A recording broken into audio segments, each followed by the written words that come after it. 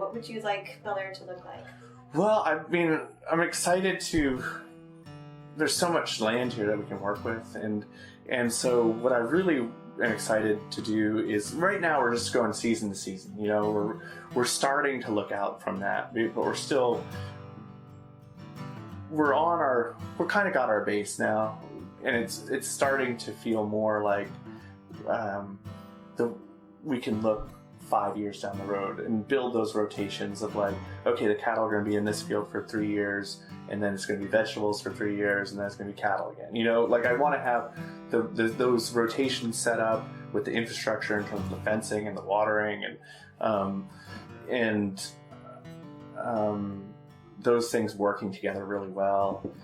And I feel like we might be able to branch out in different ways. Our CSA model is kind of constrained in terms of how much traffic we can bring to the farm. We want to keep it personal and have a unique experience here. So we got to think of other ways to grow. And it might be that we do a different type of CSA in Richmond or some different communities in town that's more of like a box share. So I'd like to see us grow a little bit in terms of our gross income and net income, and then also get our systems just way more in place than they are right now. And it's just time on the land, you know, just learning the fields and getting trying things and getting those things set up and working them out. So it's just like, I'm excited for 5 years to pass because I just know how much experience we'll have then, and how it'll just flow a lot better and smoother. That's interesting, yeah.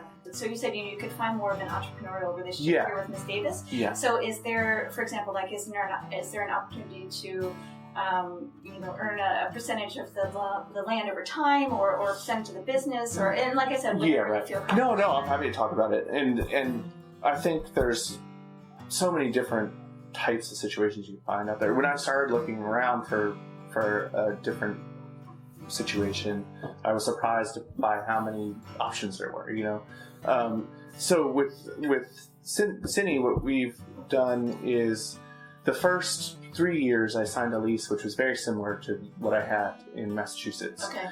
Just because she took a big leap in faith having me come down here, was living on her farm, and then. For me, it was because, we had conversations what that might lead to. And so the land is always going to be Cindy's land. But some of the conversations we've had, and it's still growing in terms of the arrangement that we might get. Some of the things have been just splitting the net profit, some sort of percentage to me, some sort of percentage to her, some sort of percentage back to the farm to reinvest. There's been bonus opportunities that have already happened that I wouldn't have had in Massachusetts to hit certain landmarks in terms of breaking even on our operating budget per year. And then eventually we might get into getting ownership of the business, so that if Cindy decides she didn't want this here anymore, then I could take the name and the equipment and go Okay. So that she's open to all that, and it's been and she's been wonderful and very supportive. And one of the other things I heard you say was that it sounds like it's still it's a fluid conversation. That's not the right word, but I mean it is. Yeah. So. It took a little while for us to, we talked about all this in the beginning and established that all of this was a possibility. And then, she signed a contract for a year. Actually, it was a year the first year, and then 3 years that had some incentives in it. Okay. And then I just signed a 5-year contract with more incentives. And, eventually... Once the business, we're on good footing right now, and hopefully, in my mind, we're getting to a place where we're going to start netting, significant money. And so that's when these conversations make more sense to have, especially Right. from my end, because I don't have much leverage if we're not, making a good profit and are able to repay the investment that Ms. Davis put in here. That's wonderful. I mean, I just really, I guess that resonated with me, that it just is an evolving, something that you continue to revisit and kind of adapt or adjust as you get more information. I mean, like you said, in the beginning, there wasn't much to...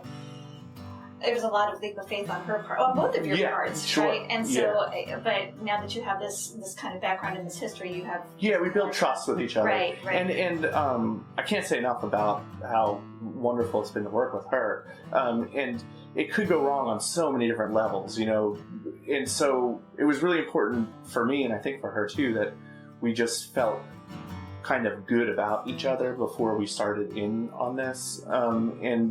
And had developed some sort of connection like that. And then also, I could get really caught up in I'm moving my whole family down here.